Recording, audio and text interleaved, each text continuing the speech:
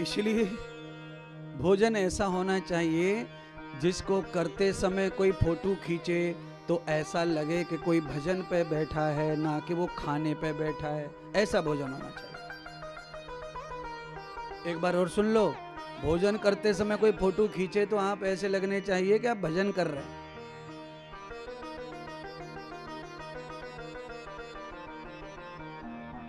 और आपका फोटो खींचते समय, ज्यादातर आपके फोटो खाते समय कोई खींचे तो ऐसा लगता है जैसे इंसान नहीं है ये कोई और ही आदमी खाना खा रहा है और ये कोई और ही जीव जंतु है।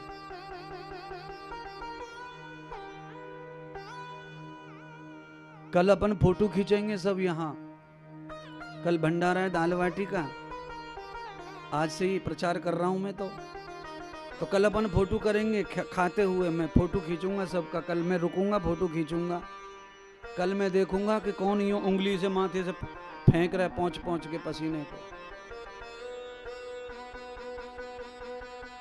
आ जाइए, लौट कर आइए। कहने का तात्पर्य है, मुझे 38 मिनट हो गए एक ही बात को कहते कहते। अपने बच्चों को दूध, मक्खन, मुरब्बा और गुलकंद का ही सेवन 5 बरस तक कराएं। उनको कोई भी नमकीन बाजार की पैकेट पैकिंग वाला भोजन ना दें। उनकी आयु के 10 साल कम हो गए अगर वो पैकेट का खाता है तो। 10 साल आयु के कम हो गए, ये ध्यान कर लेना। शुगर किसी को हो जाए, वो कितना भी परफेक्ट जीवन जिए शुगर वाला, उसके 10 वर्ष कम हो जाते हैं। बीपी वाला कितना भी परफेक्ट जीवन जीता है, उसके 15 साल कम हो जाते हैं, ध्यान करना।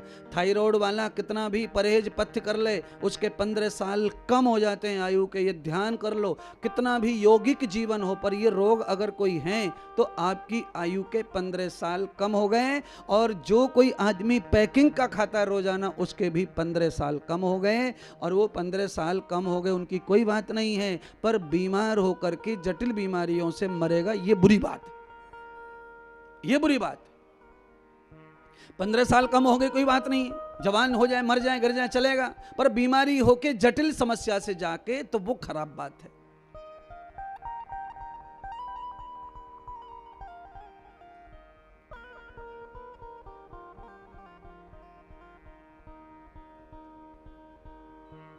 बैसाखी लेके चलने वाला आदमी कितनी भी जिंदगी जी ले, पर उस बैसाखी की वजह से उसको बहुत सारे और नुकसान भी होते हैं। उसका पैर लंगड़ा है, इसलिए उसे और नुकसान जल्दी होंगे, बहुत सारी शरीर में बहुत प्रॉब्लम उसे जल्दी आएंगे। उसकी इम्यूनिटी वीक, उसका पावर वीक होगा, एनर्जी वीक होगी, उसमें और सारे रोग घुसेंगे। इसलिए महाराज, भोजन तो आप हमेशा इतना करो कि भोजन करने के बाद समझ में नहीं आना चाहिए भोजन हुआ कि नहीं हुआ, और भोजन पूरा हो जाना चाहिए। तो इसका मतलब मेरे जैसे मत बनो, पर कम से कम मैंने कहा सात्विक भोजन करो, अनुकूल भोजन करो, सरल भोजन करो। जिस भोजन को करने में नाक और पसीना दो नहीं छूटे, ऐसा भोजन कम से कम करो, मेरा ये तात्पर्य है।